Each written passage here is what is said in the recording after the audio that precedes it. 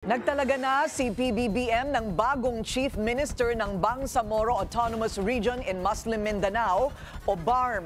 Wala pang nababanggit ang Malacanang kung bakit nagkaroon ng leadership change sa rehiyon.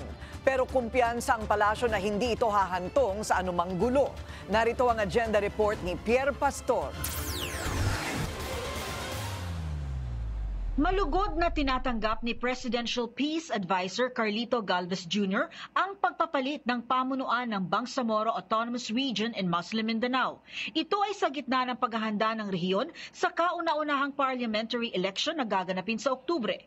Itinalaga ni Pangulong Bongbong Marcos ang longtime Moro leader na si Abdul Rauf Makakua bilang bagong interim chief minister ng BARM. Ito raw ay para palakasin ang liderato sa rehiyon na sinimula ni Ahod Ibrahim Al-Haj para sa ginagawang transition period sa Bangsamoro region. Para sa pagpapatuloy ng matagumpay na Bangsamoro Peace Agreement, buong tiwala ang ibinibigay kay Interim Chief Minister Makakua sa panimula ng kanyang pamumuno na nataon sa nalalapit na parliamentary elections. Hindi rin daw nakikita ng Malacanang na magbubunga ng kaguluhan ang nangyaring pagpapalit ng liderato ng BARM. Sa kasalukuyan po, wala po tayo nakikitang anumang maaaring maging dahilan para magkagulo kung magkakaroon man po ng transfer of power sa BARM. At ang katauhan po nitong si Chief Ahod Ibrahim, isa po siya sa mga proponent of peace process. So hindi po natin nakikita sa katauhan po ni Chief Ibrahim na ganoon po ang mangyayari.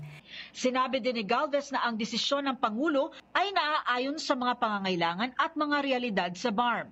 Matagal na raw nagpamalas ng action-oriented leadership si Makakua sa mga nauna na niyang naging posisyon. Nanawagan si Galvez sa mamamayan ng BARM na suportahan si Makakua at ipagpatuloy ang daan tungo sa kapayapaan sa kanilang mga probinsya. Para sa agenda, Pierre Pastor, Billionaire News Channel.